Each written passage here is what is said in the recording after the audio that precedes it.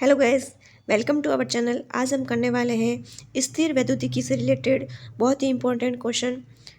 तो बिना time waste के स्टार्ट करते हैं आज के अपने इंपॉर्टेंट क्वेश्चन।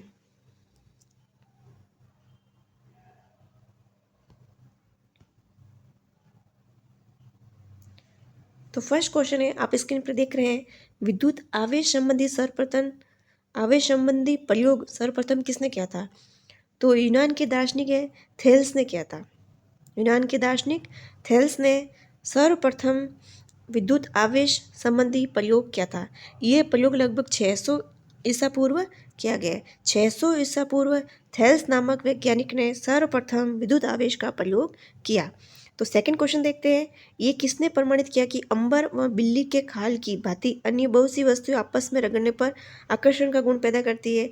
तो ये डॉक्टर गिलबर्ट महोदय ने ये बताया कि अंबर व बिल्ली के खाल की भांति अन्य बहुत सी वस्तुएं आपस में रगड़ने पर आकर्षण का गुण पैदा करती हैं। आवेशों के लिए ऋणात्मक एवं धनात्मक पदों का प्रयोग सर्वप्रथम किसने किया था? ये किया था बेंजामिन फ्रैंकलिन ने। बेंजामिन फ्रैंकलिन ने तो ये बताया कि आवेश जो होते हैं ऋणात्मक और धनात्मक दोनों प्रकार के होते हैं। तो ये बताया बेंजामिन फ्रैंकलिन ने। आवेशन की क्रिया में किसका स्थानांतरण होता है? इलेक्ट्रॉनों का स्थानांतरण होता है।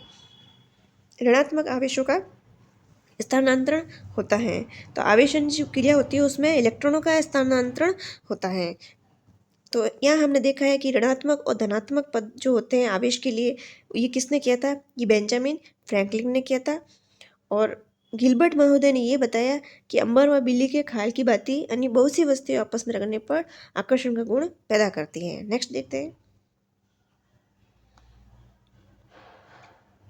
धातुओं में विद्युत चालन की क्रिया किसके कारण होती है?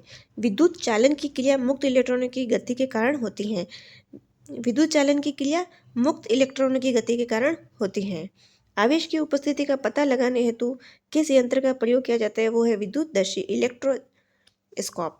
आवेश की उपस्थिति का पता लगाने के लिए विद्युतदर्शी का प्रयोग करते हैं। वैद्युत आवेश का मात्रक होता है कूलाम। वैद्युत आवेश का मात्रक होता है कूलाम। आवेश किस प्रकार की राशि होती है? आवेश एक अदिश राशि होती है। इलेक्ट्रॉन या प्रोटॉन पर आवेश का मान 1.6 × 10⁻⁻19 कूलाम होता है। इलेक्ट्रॉन या प्रोटॉन पर आवेश का मान 1.6 × 10⁻⁻19 कूलाम होता है। नेक्स्ट,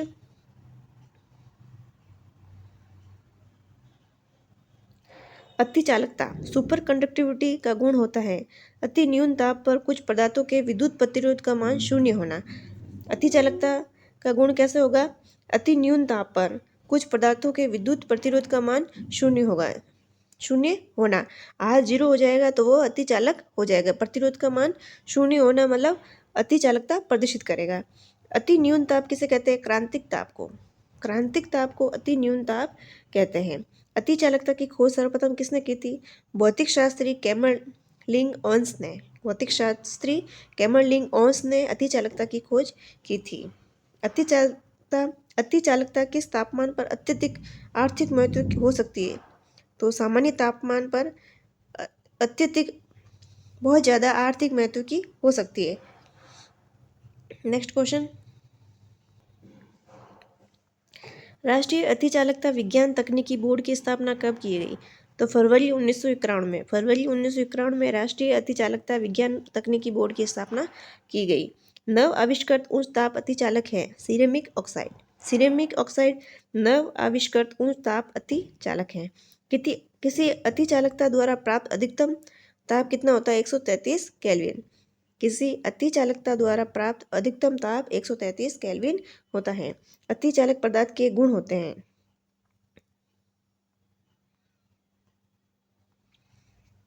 अतिचालक पदार्थ के गुण होते हैं पदार्थ की प्रतिरोधकता लगभग शून्य हो, पदार्थ प्रति चुंबकीय व्यवहार करता हो अर्थात पूर्ण चुंबकीय कवच हो। इसके उदाहरण है न्यूबिस्टन, ceramics, thallium, barium, copper oxide. Next देखते हैं, अतिचालक बनाने के लिए सर्वोत्तम धातुएं कौन सी है और क्यों? सीसा व पारा, क्योंकि इन्हें अपेक्षाकृत उच्च ताप पर ही अतिचालक बनाया जा सकता है। अतिचालक बनाने के लिए सर्वोत्तम धातुएं कौन सी है? सीसा और पारा, क्योंकि इन्हें अपेक्षाकृत उच्च ताप पर ही अतिचालक बनाया जा सकता है। कूलाम का नियम या विद्युत बल के नियम, दो आवेशों के बीच आकर्षण अथवा प्रतिकर्षण बल उनके आवेशों के गुणनफल के अनुक्रमानुपाती होता है।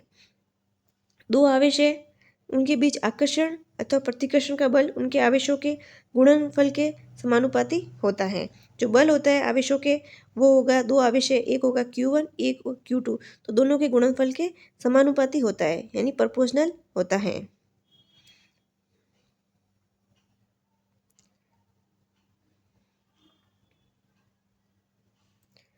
दो आवेशों का बल उनके मध्य की दूरी के वर्ग का व्युत्क्रमानुपाती होता है, प्रोपोर्शनल टू आर स्क्वायर। दो आवेश है, मान लिए Q1 और Q2, उनके ये दोनों आवेश है Q1 और Q2, इनके बीच की दूरी R है।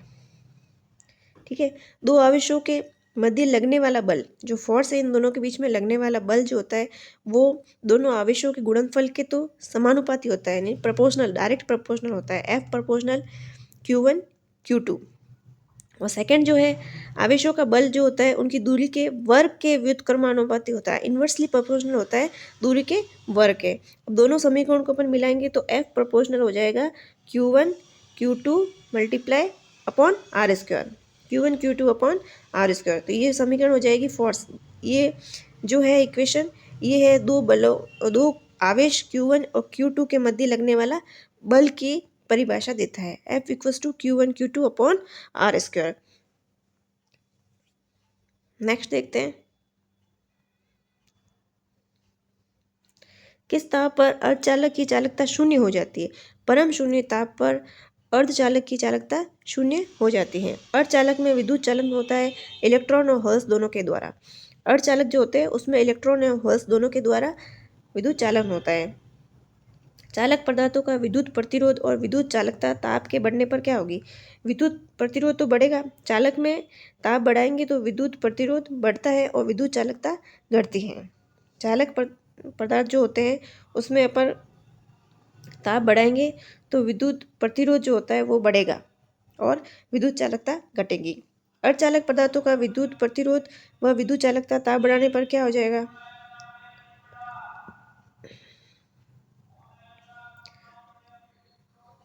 अर्धचालक पदार्थों में ताप बढ़ाएंगे तो विद्युत प्रतिरोध घटेगा और विद्युत चालकता बढ़ेगी। अर्धचालक पदार्थों में कुछ अशुद्धियां मिलाने पर विद्युत चालकता के मान पर क्या प्रभाव पड़ता है? विद्युत चालकता बढ़ जाती है। ट्रांजिस्टर में प्रयुक्त धातु होती है वो होती है जर्मेनियम। ट्रांजिस्टर में जो धातु होती है वो होती है जर्मेनियम। जर्मेनियम एक अर्धचालक होता है। सिलिकॉन और जर्मेनियम अर्धचालक होते हैं। ट्रांजिस्टर में जो प्रयुक्त होती है वो होती है जर्मेनियम। नेक्स्ट, प्रमुख अर्धचालक पदार्थ सिलिकॉन, कार्बन, सेलेनियम और कैडमियम, और यहाँ एक होगा जर्मेनियम भी। सिलिकॉन, जर्मेनियम, कार्बन, सेलेनियम और कैडमियम। नेक्स्ट है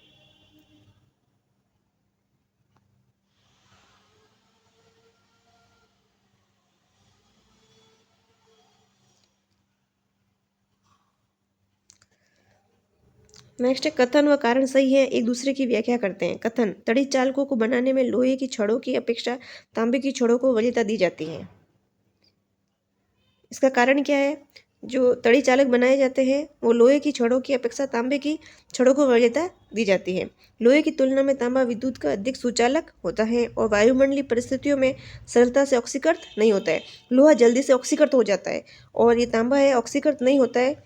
तड़ित बिजली चमकना से वृक्ष में आग लग जाती है, क्यों? क्योंकि तड़ित में विद्युत ऊर्जा अत्यधिक होती है। विद्युत ऊर्जा अत्यधिक होती है जिससे वृक्ष में आग लग जाती है।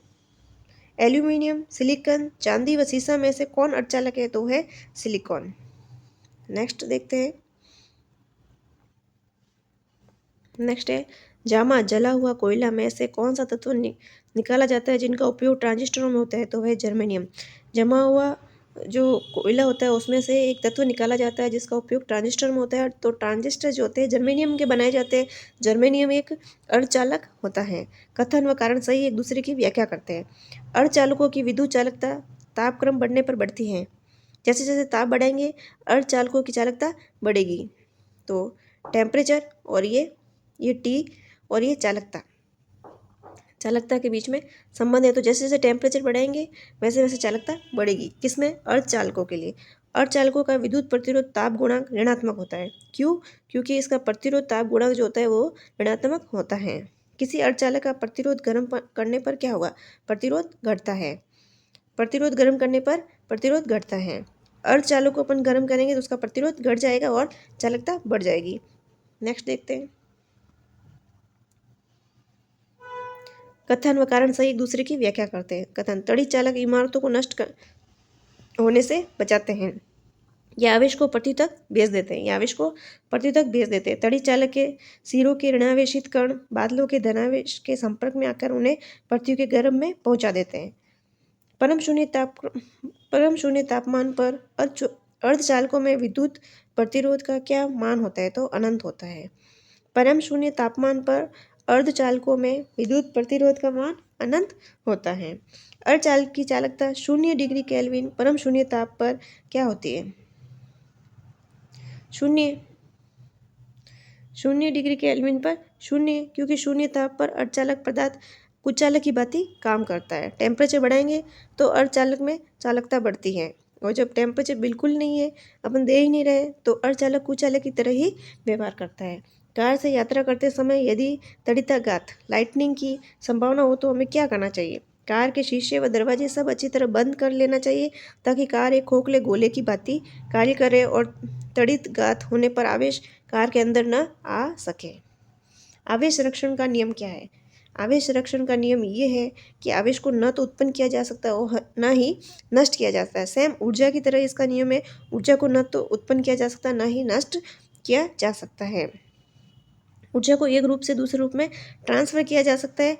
आवेश को भी ट्रांसफर कर सकते हैं, लेकिन उत्पन्न नहीं कर सकते, ना ही नष्ट कर सकते हैं। नेक्स्ट देखते हैं। किसी चालक में धारा प्रवाहित होने पर वह गर्म क्यों हो जाता है? क्योंकि धारा प्रवाहित होने पर इलेक्ट्रॉन का पदार्थ के परमाणु से टकराने की आवृत्ति बढ़ जाती है, जिससे उनकी गतिज ऊर्जा ऊष्मीय ऊर्जा में बदल जाती है। किसी चालक में धारा प्रवाहित करेंगे तो इलेक्ट्रॉनों का प्रवाह स्टार्ट हो जाएगा। धारा जो होती है, करंट कैसे बहती है? इलेक्ट्रॉनों के प्रवाह के कारण ही तो करंट बहती है। इलेक्ट्रॉनों का बहाव होता है। इलेक्ट्रॉन क्या होता है? नेगेटिव चार्जेस होते हैं। क्योंकि धारा प्रवाहित होने पर इलेक्ट्रॉन का पदार्थ के परमाणु से टकराने की आवृत्ति बढ़ जाएगी, जिससे उनकी गतिज ऊर्जा ऊष्मीय ऊर्जा में बदल जाती है। नेक्स्ट है विद्युत धारा से रिलेटेड क्वेश्चन।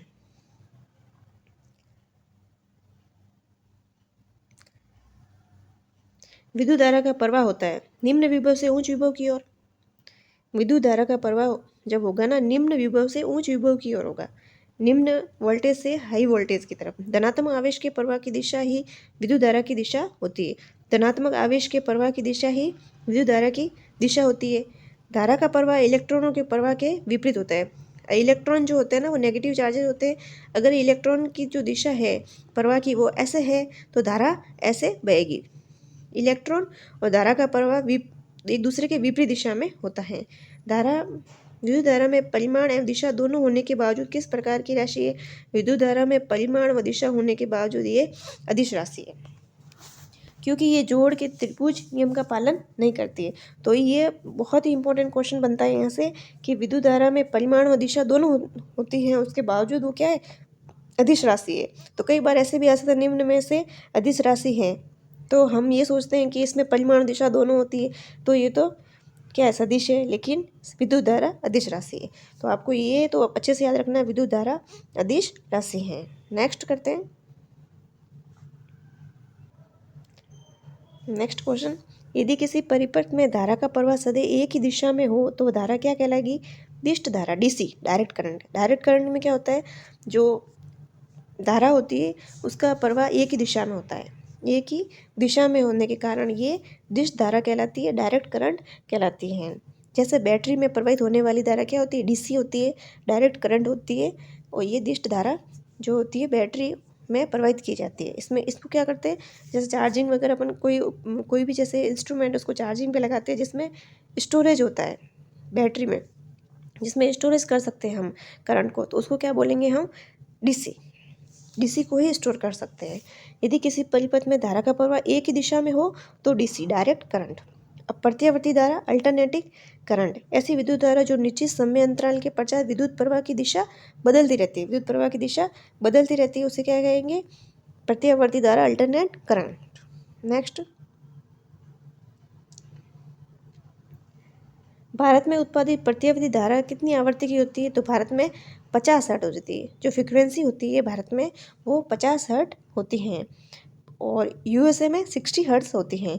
प्रत्येक धारा एसी से डिश धारा प्राप्त करने हेतु किस यंत्र का प्रयोग किया जाता है? एसी को डीसी में कन्वर्ट करना है तो हम क्या करते हैं? इन्वर्टर। घरों में जो इन्वर्टर होते हैं उसमें स्टोर किया जाता है, अपनी जो करंट होती है उसको स्टोर किया जाता है। स्टोर करने के लिए डीसी ही यूज में आता है। तो एसी घर में जो सप्लाई होती है वो एसी होती है, तो एसी को डीसी में बदलते हैं तो इन्वर्टर क्या करता है? स्टोरेज का काम करता है। ठोसी अवस्था वाले किस अधातु में धारा प्रवाहित हो सकती है? वो है ग्रेफाइट। ठोसी अवस्था वाले ये अधातु है, इसमें धारा प्रवाहित हो सकती है, ग्रेफाइट। नेक्स्ट, अब ये अच्छे से समझना एसी और डीसी में अंतर। एसी क्या होती है? अल्टरनेटिंग करंट होती है, और डीसी क्या होती है? डायरेक्ट करंट होती है। डीसी में एक ही दिशा में धारा का प्रवाह होता है, और एसी में अल्टरनेटिंग होती है, दो दिशाओं में धारा का प्रवाह होता है, पॉजिटिव एंड नेगेटिव। घरों में आने वाली प्रत्येक धारा की आवृत्ति 50 हर्ट्ज होती है। एसी में क्या होती है? आवृत्ति होती है हर्ट्ज, जिसका माप हर्ट्ज में होता है। फ्रीक्वेंसी जिसे कहते हैं तो 50 हर्ट्ज होती हैं। लेकिन डीसी में कोई फ्रीक्वेंसी नहीं होती है, डीसी में फ्रीक्वेंसी 0 होती है। नेक्स्ट देखते हैं, ये समान वोल्टता की डिश धारा से अधिक खतरनाक है। सेम वोल्टेज की एसी को लिया, सेम वोल्टेज की डीसी को लिया, तो जो एसी है ना वो ज़्यादा खतरनाक है, क्योंकि इसका अधिकतम मान आभासी मान का √2 या 1.44 गुना होता है। √2 या 1.44 गुना होता है। इस समान वोल्टता की प्रत्येक धारा से कम खतरनाक है, क्योंकि इसके आभासी मान व अधिकतम मान बराबर होते हैं, लेकिन इसका आभासी मान √2 या 1.44 गुना होता है। नेक्स्ट, इसका ट्रांसफार्मर द्वारा दूरस्थ स्थानों पर संचरण आसान व सस्ता हो जाता है। जो ट्रांसफार्मर होता है वो एसी पर काम करता है, तो वोल्टेज को ट्रांसफ़र करने में, हाई वोल्टेज को अप और डाउन करने में ट्रांसफ़र का यूज़ किया जाता है। तो इसका ट्रांसफार्मर द्वारा दूरस्थ स्थानों पर संचरण आसान व सस्ता होता है। इसका दूरस्थ स्थानों पर संचरण कठिन होता है। ट्रांसफार्मर द्वारा इसकी वोल्टता घटाई या बढ़ाई जाती है। ट्रांसफार्मर पर इसका कोई नियंत्रण नहीं है। ट्रांसफार्मर एसी पर काम करता है, डीसी पर कोई काम ही नहीं कर सकता ट्रांसफार्मर तो। नेक्स्ट, इसके संचरण में ऊर्जा कम होती है, इसके संचरण में ऊर्जा हानि ज़्यादा होती है। ये धारा समय के साथ साथ आवर्ती रूप से परिवर्तित होती है। ये धारा समय के साथ साथ आवर्ती रूप से परिवर्तित नहीं होती है। आवर्ती का इस पर कोई फर्क नहीं पड़ता है। फ्रीक्वेंसी जो होती है इस पर क्या होती है? 0 होती है, तो कोई परिवर्तित नहीं होगा। और ये धारा समय के साथ साथ आवर्ती रूप से परिवर्तित होती हैं। नेक्स्ट देखते हैं। अब नेक्स्ट है इसका ग्राफ डीसी और एसी का। ये आप देखेंगे, एसी जो होती है अल्टरनेटिव करंट होती है। एक बार हमें पॉजिटिव साइकिल मिलेगा, एक बार नेगेटिव में मिलेगा, फिर पॉजिटिव फिर नेगेटिव, और इसमें डायरेक्ट करंट मिलेगी डीसी में। तो अल्टरनेटिव करंट क्या होती है? एक बार हमें यहाँ धारा मिलेगी, दूसरी बार यहाँ बंद हो जाएगी, फिर वापस हमें मिलेगी, फिर बंद हो जाएगी। ऐसे करके इसकी फ्रीक्वेंसी होती है 50 हर्ट्ज। 50 हर्ट्ज का मतलब होता है 1 सेकेंड के अंदर 50 टाइम्स हमें एसी मिलेगी, 50 टाइम्स नहीं मिलती है, नेगेटिव में चले जाती है। नेक्स्ट, पृथ्वी का विभव मान क्या है? हमेशा शून्य रहता है, क्योंकि पृथ्वी से कोई आवेश लेने या देने पर इसके विभव के मान में कोई परिवर्तन नहीं होता है, हमेशा शून्य होता है। पृथ्वी का विभव मान हमेशा शून्य होता है, क्योंकि पृथ्वी से कोई आवेश लेने या देने पर इसके विभव के मान में कोई परिवर्तन नहीं होता है। विभव पोटेंशियल और वोल्टेज द्वारा क्या निर्धारित होता है? आवेश प्रवाह की दिशा। विभव पोटेंशियल और वोल्टेज द्वारा क्या निर्धारित होता है? आवेश प्रवाह की दिशा। नेक्स्ट है विद्युत सेल। विद्युत सेल में किस ऊर्जा का रूपांतरण होता है? रासायनिक ऊर्जा का विद्युत ऊर्जा में। रासायनिक ऊर्जा का विद्युत ऊर्जा में, विद्युत सेल में ऊर्जा का रूपांतरण होता है। नेक्स्ट, विद्युत सेल में प्रयुक्त धातु की दोनों छड़ों को क्या कहा जाता है? इलेक्ट्रोड कहा जाता है।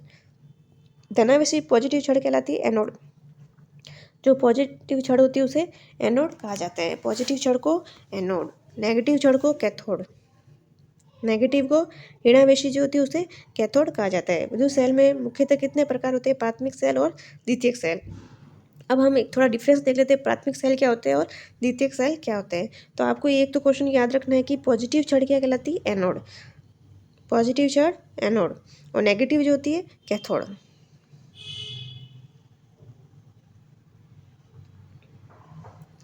अब देखते हैं प्राथमिक सेल और द्वितीयक सेल में डिफरेंस। प्राथमिक सेल जो होते हैं इस सेल में रासायनिक ऊर्जा को सीधे विद्युत ऊर्जा में परिवर्तित करते हैं। रासायनिक ऊर्जा को सीधे विद्युत ऊर्जा में परिवर्तित करते हैं और इसमें पहले विद्युत ऊर्जा को रासायनिक ऊर्जा में, तत्पश्चात रासायनिक ऊर्जा को विद्युत ऊर्जा में परिवर्तित किया जाता है। पहले तो विद्युत ऊर्जा को रासायनिक ऊर्जा में और रासायनिक ऊर्जा को विद्युत ऊर्जा में परिवर्तित किया जाता है और इसमें रासायनिक ऊर्जा को सीधे विद्युत ऊर्जा में परिवर्तित किया जाता है।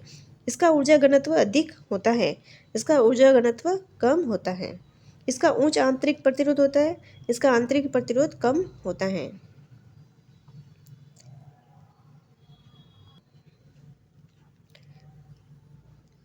इसे पुनः आवेशित नहीं किया जा सकता। जो प्राथमिक सेल होते हैं इन्हें बार बार हम चार्ज नहीं कर सकते क्योंकि इसमें रासायनिक क्रिया अनुत्क्रमणी होती है, मतलब एक ही दिशा में होती है। इसे पुनः आवेशित किया जा सकता है क्योंकि इसमें रासायनिक क्रिया उत्क्रमणी होती है। विद्युत ऊर्जा को रासायनिक ऊर्जा में, रासायनिक ऊर्जा को पुनः विद्युत ऊर्जा में, फिर वापस विद्युत ऊर्जा को पुनः रासायनिक ऊर्जा में से करके ये दोनों दिशाओं में होता है, उत्क्रमणीय होता है।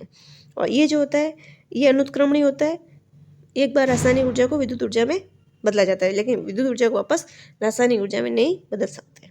उदाहरण शुष्क सेल, वोल्टीय सेल, डैनियल सेल, लैप्लासियन सेल, मरकरी सेल। तो आपको याद रखना है वो डैनी लेक्सिमरा। आपको एक ट्रिक याद बता देती हूँ प्राथमिक सेल को याद करने की। वो डैनी लैक सी मरा, ठीक है। वो का मतलब हो जाएगा वोल्टीय सेल, डैनी का मतलब डैनियल सेल और लैक का लैप्लासी सेल, शी यानी शुष्क सेल और मरा यानी मरकरी सेल। तो आपको ये तो ट्रिक याद रखनी है कि प्राथमिक प्रकार के सेल कौन कौन से होते हैं। वो डैनी लेक्सिमरा, शुष्क सेल, वोल्टीय सेल, डैनियल सेल, लैप्लासी सेल और मरकरी सेल। नेक्स्ट जो है ये इसकी एग्जांपल, जैसे मोबाइल की बैटरी, इसको बार बार चार्ज कर सकते हैं, काम में ले सकते हैं। इन्वर्टर की बैटरी, चार्जर, लाइट इत्यादि, ये क्या है, सेकेंडरी सेल होते हैं, द्वितीयक सेल। नेक्स्ट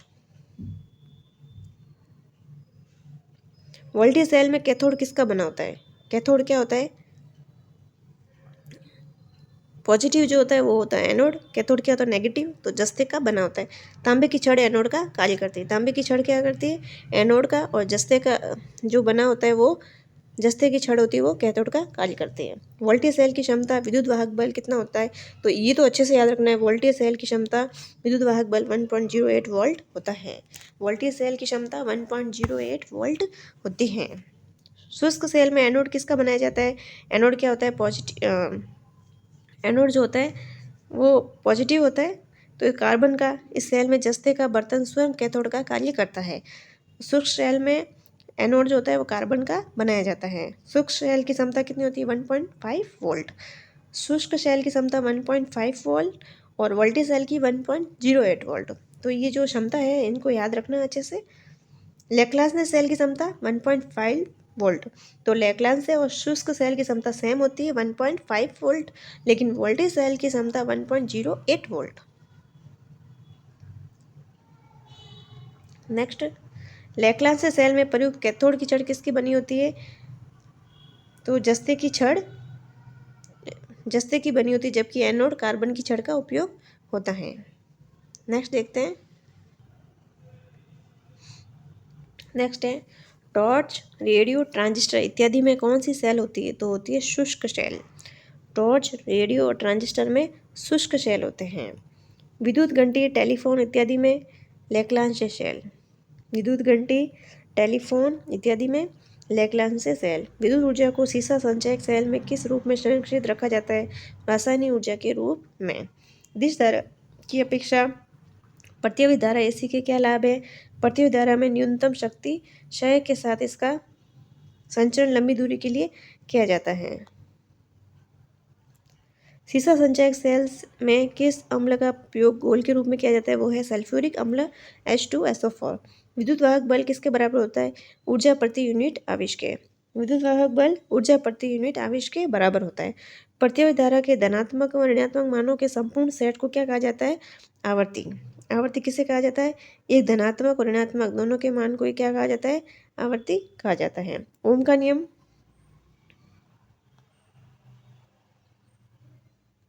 अब देखते हैं ओम का नियम। स्थिर ताप पर किसी चालक में प्रवाहित होने वाली धारा, जिसमें क्या टेम्परेचर कांस्टेंट रखना है, टेम्परेचर कांस्टेंट। किसी चालक के सिरों पर प्रवाहित होने वाली धारा करंट, तो उनके सिरों के बीच उत्पन्न विभवांतर के समानुपाती होता है, अतः विभवांतर V proportional to I, V equals to I R, जहाँ आर एक नियंतांक है जिसे चालक का प्रतिरोध कहते हैं। तो ओम का नियम क्या कहता है, स्थिर ताप पर किसी चालक में प्रवाहित होने वाली धारा आई उनके सिरों के बीच विभवांतर V के समानुपाती होते हैं। V equals to I R, R क्या एक कांस्टेंट होता है जिस चालक का प्रतिरोध कहते हैं, वह आर क्या हो जाएगी V अपॉन आई। प्रतिरोध का ऐसे ही मात्रक क्या होता है, ओम। प्रतिरोध का ऐसे ही मात्रक ओम होता है, जिसे वोल्ट पर एम्पियर कहा जाता है। धारा का मात्रक एम्पियर होता है। चालक का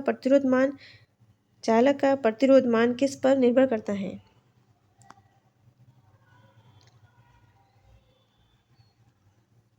तो चालक का प्रतिरोध मान जो होता है वो R equals to rho L upon A होता है। एल क्या होती है, तार की लंबाई, ए क्या होता है, अनुप्रस्थ काट का क्षेत्रफल। अनुप्रस्थ काट तार कितना मोटा है उसका क्षेत्रफल। तो चालक पदार्थ की प्रकृति पर निर्भर करता है प्रतिरोध, चालक के तापमान पर, चालक की लंबाई पर और चालक के अनुप्रस्थ काट के क्षेत्रफल पर निर्भर करता है। कौन से पदार्थ ओमीय प्रतिरोध का पालन करते हैं,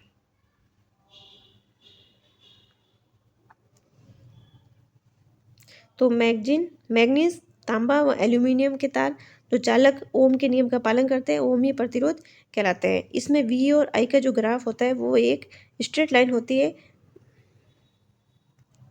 I बढ़ेगा तो V भी बढ़ेगा, तो ये ओम के नियम का पालन करते हैं। मैग्नीज, तांबा व एल्यूमिनियम के तार। कौन से पदार्थ अनोमीय प्रतिरोध का पालन करते हैं, जो ओम के नियम का पालन नहीं करते वो अनोमीय होते हैं। डायोड वाल्व, ट्रायोड वाल्व इस चाइल्ड लैंगमुर नियम का भी पालन करते हैं। तो डायोड और ट्रायोड जो होते हैं वो ओम का नियम का पालन नहीं करते हैं, तो अनोमीय पदार्थ कहलाते हैं। प्रतिरोधों का संयोजन कितने प्रकार का होता है,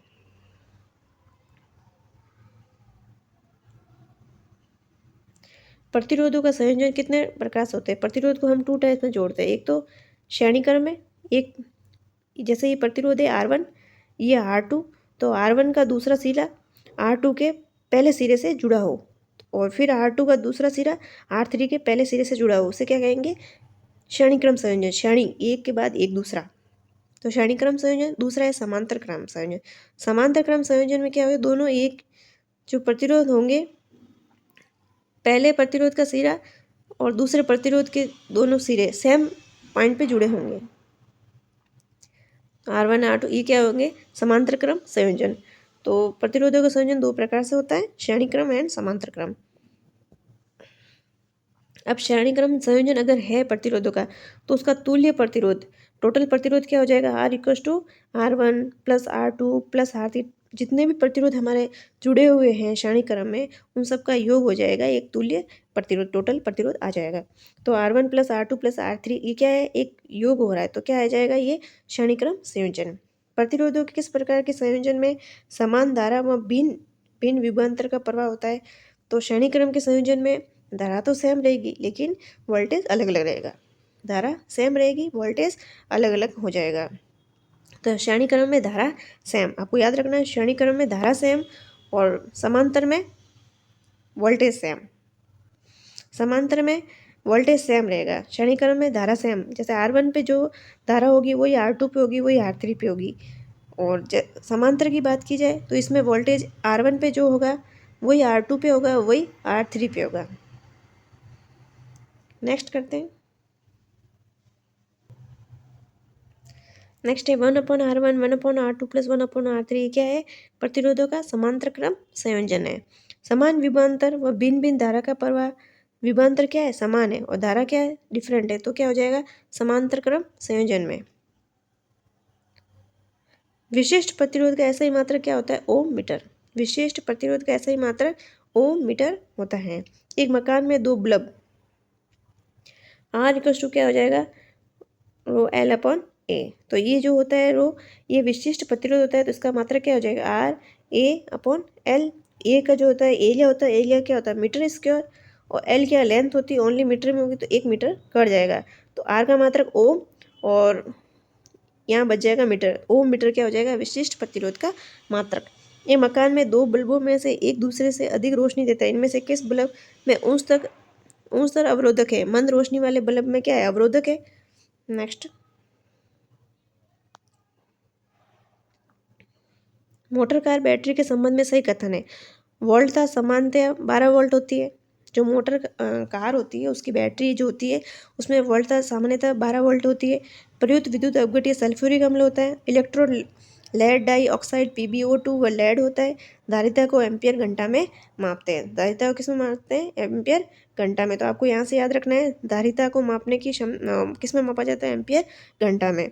निकल कैडमियम बैटरी का उपयोग किस में होता है, कैलकुलेटर, कार्डलेस इलेक्ट्रॉनिक उपकरण व ट्रांजिस्टर में निकल कैड बैटरी का उपयोग किया जाता है। विद्युत बल्ब का आविष्कार किसने किया था। विद्युत बल्ब का आविष्कार किसने किया था, तो थॉमस एल्वा एडिसन ने। थॉमस एल्वा एडिसन ने विद्युत बल्ब का आविष्कार किया था। घरेलू विद्युत उपकरणों का समायोजन किस क्रम में होता है, तो घरेलू में समांतर क्रम में समायोजन होता है, क्योंकि प्रतिरोध की दर कम होती है। घरेलू उपकरण होते हैं वो समांतर क्रम में होते हैं। घरों में जो हमारे जो लाइट पंखे वगैरह उनका संयोजन किया जाता है वो समांतर क्रम में होता है। विद्युत बल्ब के अंदर कौन सी गैस भरी जाती है, नाइट्रोजन या आर्गन गैस। टंगस्टन धातु का ऑक्सीकरण रोकने हेतु टंगस्टन धातु का फिलामेंट लगा होता है। जो विद्युत बल्ब के अंदर फिलामेंट लगा होता है वो टंगस्टन धातु का होता है। तो विद्युत बल्ब के अंदर नाइट्रोजन या आर्गन गैस भरी जाती है। ब्लैकनिंग की घटना क्या है, उस ताप पर टंगस्टन धातु का वाष्पीकृत होकर बल्ब की दीवारों को काला करना, उसके क्या कहें, ब्लैकनिंग कहा जाता है। तो आपको याद रखना है ब्लैकनिंग क्या होता है। कई बार अपन बोलते हैं बल्ब फ्यूज़ हो गया, तो फ्यूज़ होने पर वो जो उसका जो बल्ब का जो बना होता है, बल्ब का जो कांच होता है वहाँ पर काला काला हो जाता है। तो उसका वो क्यों होता है, उसको ब्लैकनिंग कहते हैं। उस ताप पर ज़्यादा टेम्परेचर हो जाता है तो टंगस्टन धातु का वाष्पीकृत होकर बल्ब की दीवारों को काला हो जाता है, जिसे ब्लैकनिंग कहा जाता है। बल्ब में तंतु टंगस्टन धातु का लगाया जाता है, क्यों, क्योंकि टंगस्टन धातु का गलनांक ऊंच होता है, 3500 डिग्री सेल्सियस के आसपास होता है। साधारण बल्ब द्वारा विद्युत ऊर्जा का कितना प्रतिशत भाग प्रकाश में परिवर्तित किया जाता है, तो 5 से 10% भाग प्रकाश में परिवर्तित किया जाता है। विद्युत बल्ब से वायु क्यों निकाल दी जाती है, क्योंकि उच्च ताप पर तंतु वायु में उपस्थित ऑक्सीजन से क्रिया करके ऑक्सीकृत हो सकता है। बल्ब में निष्क्रिय गैसें क्यों भरी जाती है, क्योंकि निष्क्रिय गैसों के अभाव में तंतु वाष्पित हो सकता है।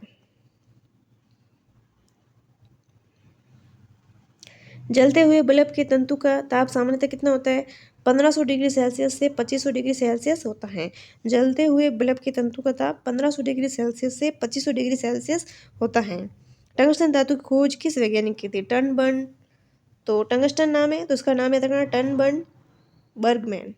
1781 में टंगस्टन धातु की खोज की थी। तो फ्रेंड्स आज के लिए इतना ही, मिलते हैं नेक्स्ट ऐसे ही इंपॉर्टेंट क्वेश्चन के साथ नेक्स्ट सेशन में। तब तक आप अपना ख्याल रखिएगा। Thank you.